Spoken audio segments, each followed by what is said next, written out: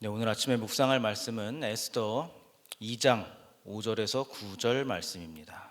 거룩하신 하나님의 말씀입니다. 도성 수산에 한 유다인이 있었으니 이름은 모르드게라. 그는 베냐민 자손이니 기스의 증손이요 시므이의 손자요 야일의 아들이라. 전에 바벨론 왕 느부갓네살이 예루살렘에서 유다 왕 여고냐와 백성을 사로잡아 갈 때에 모르드게도 함께 사로잡혔더라. 그의 삼촌의 딸 하닷사 곧 에스더는 부모가 없었으나 용모가 곱고 아리따운 처녀라. 그의 부모가 죽은 후에 모르드게가 자기 딸같이 양육하더라. 왕의 조서와 명령에 반포됨에 처녀들이 도선 수산에 많이 모여 헤게의 수하에 나아갈 때에 에스더도 왕궁으로 이끌려가서 궁녀를 주관하는 헤게의 수하에 속하니 헤게가 이 처녀를 좋게 보고 은혜를 베풀어 몸을 정결하게 할 물품과 일용품을 곧 주며 또 왕궁에서 의뢰 주는 7 궁녀를 주고 에스더와 그 궁녀들을 후궁 아름다운 처소로 옮기더라. 아멘.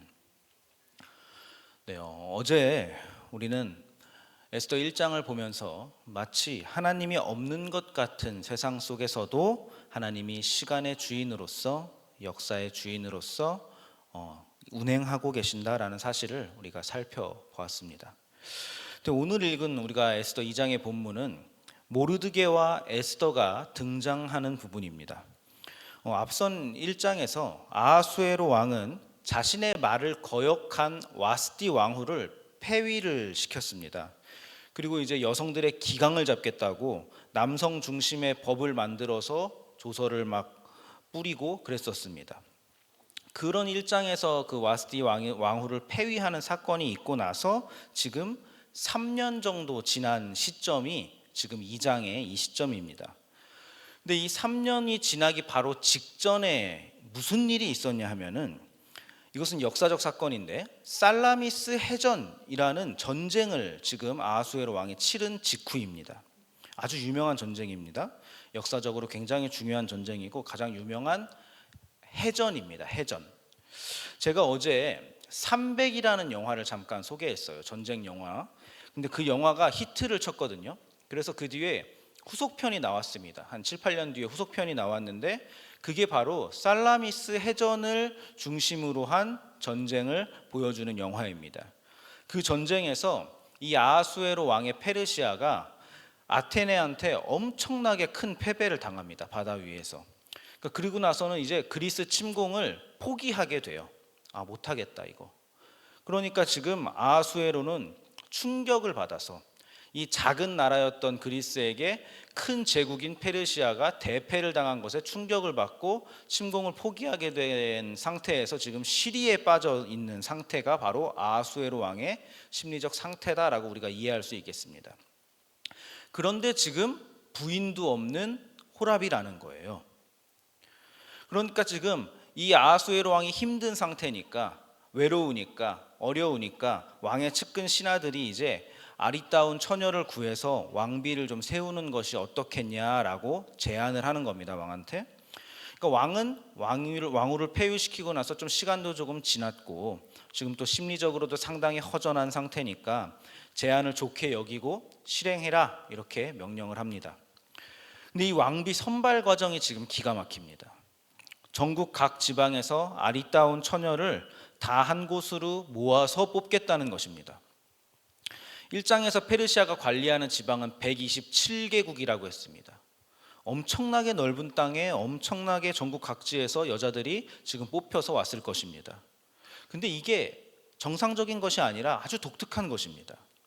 원래 왕비는요 이렇게 콘테스트로 뽑는 것이 아닙니다. 후궁 뽑는 것이 아니라 지금 왕후를 뽑는 거잖아요. 그러니까 왕비들은 보통 어떻게 뽑히냐 하면은 유력 가문의 딸이 추천을 받아서 들어오거나 혹은 이웃 나라의 어떤 정략적인 관계를 위해서 관계를 도모하는 차원을 함께 가져와 가지고 그렇게 결혼을 시키는 것이 일반적이고 합리적인 일입니다. 그게 왕비의 자리입니다. 그래서 그 과정에서 어떤 힘이 있는 가문들끼리 정치적으로 암투도 일어나고 뭐 그러는 것이지 어디 왕비를 뽑는데 지금 천한 출신의 여자가 왕비의 후보로 올라올 수 있겠습니까? 근데 오늘 본문은 놀랍게도 왕비의 기준을 뽑는데 왕비의 기준을 오직 용모가 아름답고 아리따운 처녀, 이것으로 설정을 해줍니다. 그러니까 스펙을 보지 않겠다는 겁니다. 얼굴만 보겠다는 겁니다. 그러니까 엄청난 파격이죠.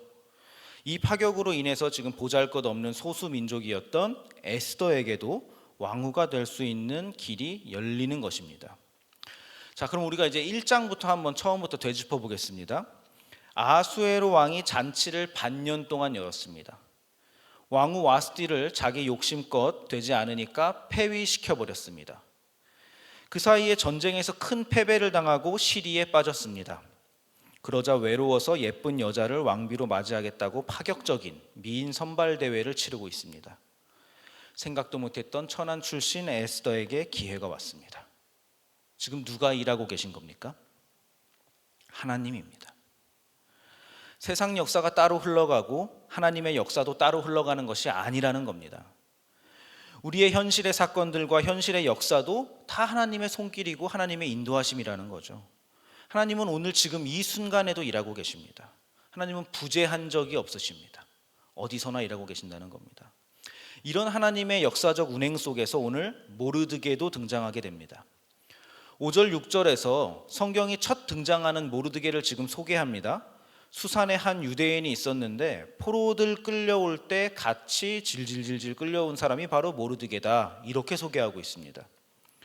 그리고 모르드게의 삼촌인 딸에게 어린 조카가 있었는데 하필이면은 또 고아였다고 합니다. 부모님이 없답니다. 그래서 착한 모르드게가 딸처럼 키워주었던 그 여자애가 바로 에스더였다면서 에스더도 등장시킵니다. 포로 출신의 힘없는 남자, 그리고 그 남자에게 빌붙어 살고 있는 예쁜 고아 여자아이. 하나님의 주목하시는 사람들로서 바로 이런 사람들을 지금 등장시키는 겁니다. 이 비천한 사람들을 지금 하나님이 쓰시겠다고 직접 고르신 것입니다. 저는 이것이 하나님의 관점이고 방법이라고 에스더서가 꼭 말하는 것 같습니다. 하나님은 이런 사람들에게 주목하신다, 이런 사람들을 쓰신다라고 얘기하는 것 같습니다. 근데 우리는 생각합니다. 돈 많이 벌어서, 실력 갖춰서, 성공해서 하나님 나라에 이바지하고 교회에도 크게 헌신하고 싶다, 이렇게들 생각합니다.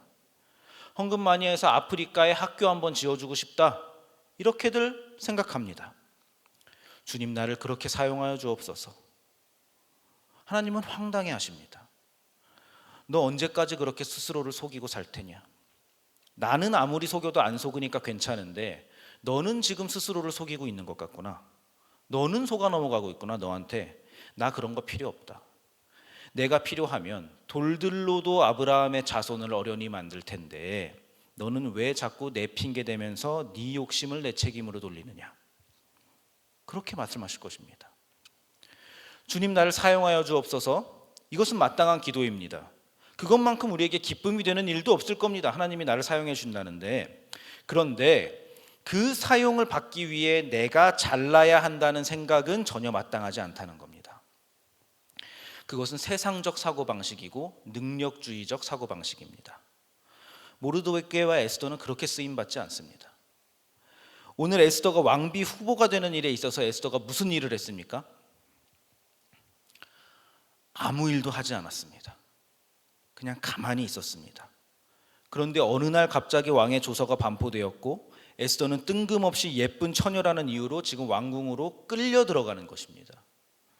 그리고 거기에서 하필이면 헤게라는 관리인의 마음에 들어버렸고 왕비까지 되는 것이 에스더의 인생입니다. 그러니까 에스더는 지금 자기 인생을 자기가 개척해온 사람이 아닙니다. 그냥 살다 보니까 고아가 됐고, 그래서 페르시아에 사는 삼촌 집에 좀 얹혀 살았고, 갑자기 페르시아에서 예쁜 여자들을 데려가기 시작했고, 끌려갔고 왕비가 되는 것입니다. 누가 이렇게 에스더를 이끌고 계시는 것입니까? 하나님입니다. 정신없이 하나님의 이끌리심에 몸을 맡기고 영문도 모른 채로 살아가는 인생, 이것이 바로 에스더의 인생이고 또 우리 모든 신자들의 인생입니다. 여러분 다 그렇게 살아오지 않으셨습니까? 하나님에게 이끌려서 영문도 모른 채 내가 왜 이 고생을 해야 되지? 내가 왜 여기로 이끌려가야 되지? 모릅니다. 그냥 하나님이 역사를 운행하십니다. 그러니까 우리가 성경에서 주목해야 할 것은 에스더가 어떻게 했느냐, 모르드게가 어떻게 했느냐가 아니라 하나님이 어떻게 이끄시느냐가 중요한 것입니다. 우리가 봐야 할 관점입니다. 우리도 마찬가지입니다. 우리가 할 수 있는 것이 아닙니다. 우리의 인생을 그렇게 보는 것이 아닙니다. 내가 어떻게 잘해서 하나님의 일을 돕겠다. 완전한 교만입니다. 하나님이 뭐가 모자라가지고 우리의 도움을 받으십니까? 우리가 하나님의 도움을 받는 겁니다. 일방적인 도움입니다. 하나님은 지금 대제국의 역사를 이끄시는 분이요, 하찮은 모르드게와 에스더를 사용해가지고 지금 제국을 뒤집겠다, 자기 민족, 나라를 구원하시겠다라고 지금 결정하신 분이십니다. 그러니까 오늘날 우리의 기도도 변해야 되는 겁니다. 하나님, 나는 아무것도 없지만, 나는 하나님에게 별 도움이 안 되지만 하나님이 마땅히 가장 옳은 일을 하실 것을 제가 믿습니다. 내가 어떤 자리든, 내가 어떤 환경이든, 내가 어떤 조건이든, 내가 어떤 모습이든 하나님의 일하심을 발견하고 참여할 수 있는 기회와 눈과 귀를 허락하여 주옵소서. 이렇게 되어야 됩니다. 예수께서 작은 일에도 충성하라고 가르치신 이유가 바로 이런 것입니다. 작은 일, 작은 존재도 얼마든지 하나님이 들어 쓰실 수 있기 때문입니다. 하나님의 일은 인간의 조건에 달린 것이 아니라 하나님의 주권에 달린 것입니다. 여러분은 오늘 어떤 작은 일들을 하셔야 됩니까?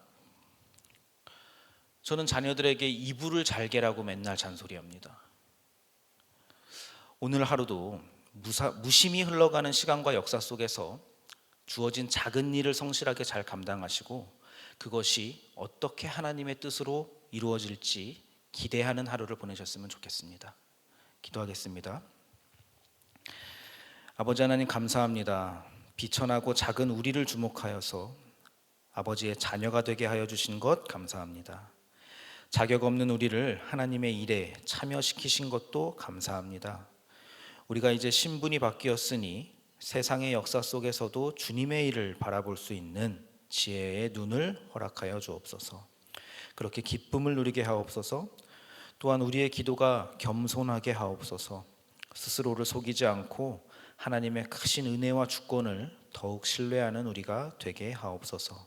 주님의 일하심을 기대합니다. 예수님의 이름으로 기도드립니다. 아멘. 이 시간 다음과 같은 기도 제목으로 함께 기도하시겠습니다.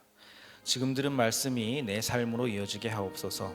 동네 세매줄 성경과 말씀삼 운동을 통해 하나님 나라가 든든히 세워지게 하옵소서.